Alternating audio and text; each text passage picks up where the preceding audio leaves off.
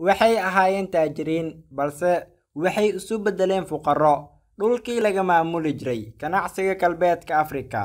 Maanta waxaa lagu tiriyaa 10 dal ee ugu saboolsan caalamka, sidaas oo ay tahay wuxuu ku jiraa 5 dal ee Afrika dahabka ugu badan laga soo saaro, wuxuuna sidoo kale dhaqaalaha dalkan ku tiirsan yahay dhanka beeraha iyo xoolaha. Dalka aan ka hadlayo waa Mali. Mali waa mid ka mid ah dalalka ugu baaxadda weyn galbeedka Afrika iyo sidoo kale guud ahaan caalamka, waana mid ka mid ah dalalka xiran ee aan badda lahayn. Waa dal ku fadhiya baaxad ka badan 1 milyan oo kiiloomitir oo laba jibaaran, taasoo ka dhigaysa dalka labaad ee ugu baaxadda weyn galbeedka Afrika iyo sidoo kale dalka 8aad ee ugu weyn qaaradda Afrika. Tirada dadka ku nool dalkan waa 20,250,833 qof. Mali waa dal dhanka waqooyi bari xad kala leh dalka ugu weyn qaaradda Afrika ee Algeria. Sidoo kale wuxuu xuduud la wadaagaa wadamada Niger, Burkina Faso, Ivory Coast, Guinea, Senegal iyo Jamhuuriyadda Islaamiga ah ee Mauritania. Mali waa dal ka mid ah 11 dal ee dhaca saxaraha kulul ee ugu weyn caalamka.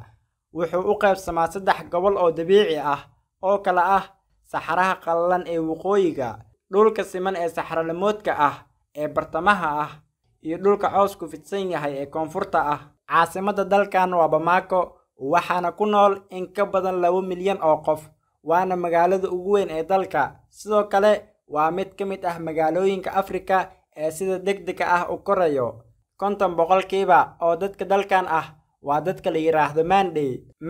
Sidoo kale dadkan waxay degaan dalalka kale ee galbeedka Afrika, balse kuwa Mali dega waxaa loo yaqaanaa Bambara. 90% dadka dega Mali waa Muslimiin Sunni Malikiye ah, waxaana la sheegaa in diinta Islaamka ay ka soo gaartay dhanka waqooyiga, gaar ahaan dadka Bambarka ah. Waxaana Mali laga helaa masjidka weyn ee Jini oo loo aqoonsan yahay inuu yahay dhismaha ugu weyn ee lagu dhisay bulukeetiga dhoobada ah, waxaana masjidkan la dhisay sanadii 1907. Magaca dalkan wuxuu ka yimid boqortooyadii Mali ee uu aasaasay Sundiata Keita sanadii 1230 miilaadiyada, kadib markii uu mideeyay qabiiladii ka ag dhawaa webiga Niger. Imbaradoriyadii Mali waxay ka weyneed midii Ghana, waxaana mansaha 9aad ee boqortooyada Mali uu ahaa dhulmareenkii lagu magacaabi jiray Abubakar labaad, waxaana la sheegaa inuu sanad kadib xilka wareejiyay si uu u soo daah qaado xuduudaha badweynta Atlantikada. Waxayna baarayaasha qaar ku tilmaamaan inuu yahay shaqsigii daah qaaday Ameerika. Waxaa Abubakar labaad xilka kala wareegay boqorka dahabka iyo milixda ama cusbada ee Mansa Musa waxaa lagu tilmaamaa inuu yahay shaqsigii ugu taajirsanaa ee dunida soo maray. Waxaa la sheegaa inay hantidiisu gaartay 400 oo bilyan. Wuxuu talinayay 25 sano asagoo hogaaminayay boqortooyadii ugu weyneed Afrika, gaar ahaan qarniyadii dhexe. Wuxuu ka tagay Mansa Musa raadad taariikheed oo masaajid u badan. Sidoo kale xilligiisii waxay Mali ahayd halka ugu qanisan galbeedka Afrika, waxayna noqotay magaalada Timbuktu ee dhacda Mali xarunta ganacsiga dahabka iyo barashada diinta Islaamka. Mid kale ee sida weyn loogu xasuusto waa safarkiisii xajka sanadii 1324 miilaadiyada, maadaama ay taariikhyahanada qaar sheegaan inuu xajka u kaxaystay kumanaan ka mid ah ciidankiisii. Waxaana markaas dhulka galay qiimaha dahabka, maadaama Mansa Musa safarkiisa ay qayb ka ahaayeen 100 neef oo geel ah, isla markaasna ay sideen dahab uu Mansa Musa hadiyad iyo sadaqo u bixinayay. 1883 waxaa Mali qabsaday gumeystihii Faransiiska, waxayna Mali noqotay mustacmarad loo yaqaano Suudaanta Faransiiska, balse wuxuu si rasmi ah dalka Mali madaxbannaanidiisa u helay sanadii 1960. Saameyntii Faransiiska weli waa mid ka jirta dalka Mali, oo luuqadda rasmiga ah ee Mali waa luuqadda Faransiiska, laakiin waxaa jiraan 40 luuqadood oo Afrikaan ah oo ay ku hadlaan dadka reer Mali.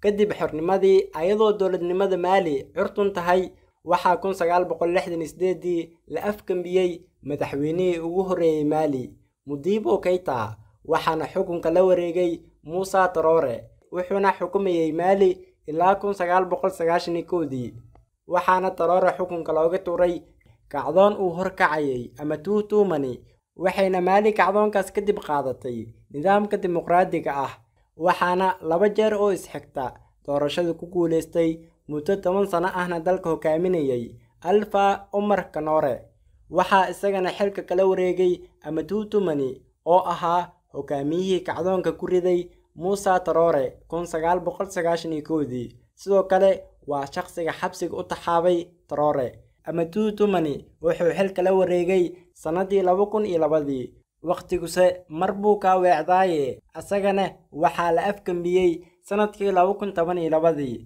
kadib markii ay ku kaceen askar u badan dhalinyaro oo ka soo horjeedeen dayaxumada madaxweynaha ee dhinaca la dagaalanka falaagada ka soo jeeda dadka dawaariqa ah ee ku sugan dhinaca waqooyi afkambiyada ee qalqalka siyaasadeed ee dalkan waa kuwa sooyaal ah dhulkii laga maamuli jiray ganacsiga galbeedka Afrika maanta waxaa lagu tiriyaa 10 dal ee ugu saboolsan caalamka sidaas oo ay tahay wuxuu ku jiraa 5 dal ee Afrika dahabka ugu badan laga soo saaro wuxuuna sidoo kale dhaqaalaha dalkan ku tiirsan yahay dhanka beeraha iyo xoolaha dhulka dalkan ee baaxad weyn kaymaha waxay qariyaan 10% oo kaliya 34% ayayna beeraleyda wax ka soo saaraan waxa ugu badan ee laga soo saarana waa suufka bariiska iyo galleyda dhanka xoolahana waxay aad u dhaqdaan lo'da